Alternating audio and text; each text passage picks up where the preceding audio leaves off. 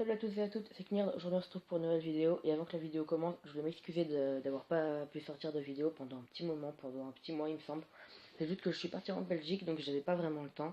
J'ai vu que la finale de la Coupe du Monde sous la flotte, d'ailleurs bravo l'équipe de France, respect. Voilà, c'est pour vous dire que je vais recommencer les vidéos. Aujourd'hui une vidéo qui va parler un petit peu de FIFA 19. Comme vous le savez, le jeu va bientôt sortir. Mais je me disais peut-être à quoi pourrait ressembler la Toti en fait tout simplement. Et je suis tombé sur une vidéo qui me paraît pas mal. Où dessus je pense que la Toti, on va voir, enfin j'ai pas regardé la vidéo mais je pense que la Toti peut être crédible. On va regarder ça tout de suite, donc c'est parti. Ok, donc on commence avec Ter Stegen pour le gardien. Je vais vous dire un petit peu à chaque fois ce que j'en pense. Je pense que c'est pas vraiment le gardien que je mettrais. Je pense que Derea mérite encore une fois sa place. Après, avec la Coupe du Monde qu'il a fait, je suis pas sûr.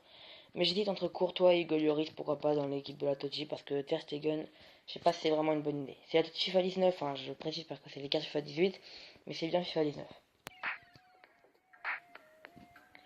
Ensuite, Marcelo, qui a exactement les mêmes notes que sur FIFA 17. Je pense que oui, je pense que ce sera soit lui soit Jordi Alba, mais je pense il fait des meilleures performances que Jordi Alba, donc je pense que ce sera Marcelo.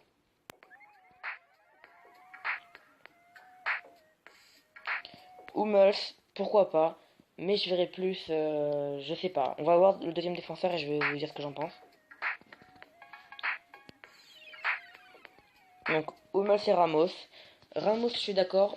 En ce qui concerne Hummels, je suis pas vraiment sûr. Je sais pas trop qui pourrait y avoir un défenseur central. Peut-être Bonucci, mais je sais pas. Peut-être Varane, peut-être. Je sais pas, on verra bien forcément.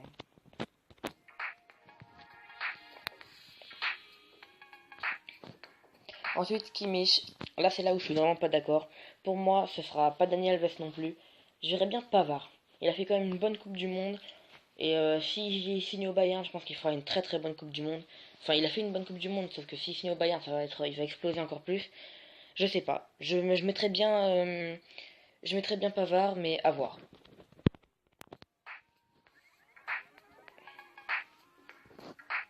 Ensuite, bien sûr, au milieu de terrain, je suis d'accord, je mettrais plutôt Tony Kroos. Après, pourquoi pas, il y a d'autres défenseurs, enfin, il y a d'autres milieux de terrain, pardon. Kroos peut marcher, je pense. On va regarder les trois défenseurs et je vais vous dire mon avis. D'accord. Ah, ils mettent que deux milieux de terrain. Donc, Kroos et Rodriguez. Kroos, je suis plutôt d'accord. Rodriguez, je sais pas trop. Kanté a quand même fait une Coupe du Monde vraiment assez violente. Donc, je mettrais Kanté peut-être à la place de Rodriguez. Ensuite, bien sûr, Messi et Ronaldo. On ne peut pas les remplacer. Par contre, il met. Attends, je peux juste regarder un truc en arrière, s'il vous plaît. Messi à 98. Je mettrai 99 cette année et Ronaldo également à 99. Ronaldo en attaquant, je sais pas vraiment ce que ça peut donner pour la Totti. Mais bien sûr, eux deux, tu les laisses, y a pas de souci. Après, à gauche, du coup, il mettrait qui?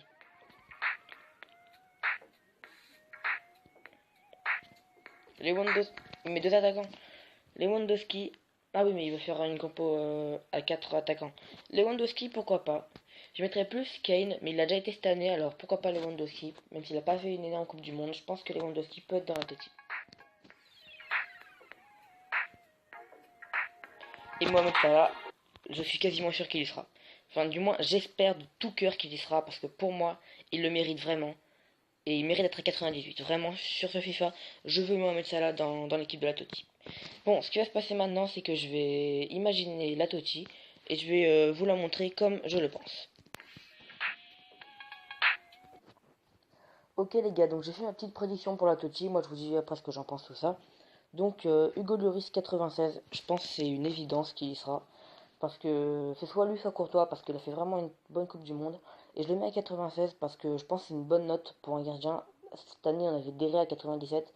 Je pense que ce sera Lloris 96, ça peut être pas mal. Après, l'année 2018 n'est pas terminée. Je vous dis ce que je pense actuellement après ce qui s'est passé à la Coupe du Monde. Il a fait une Coupe du Monde monstrueuse, deuxième meilleur gardien de la compétition. Pour moi, il mérite. Pour l'instant, j'y être. Excusez-moi. Ensuite, les défenseurs Marcelo, Ramos, Varane, Pavard. Voilà. Je sais pas.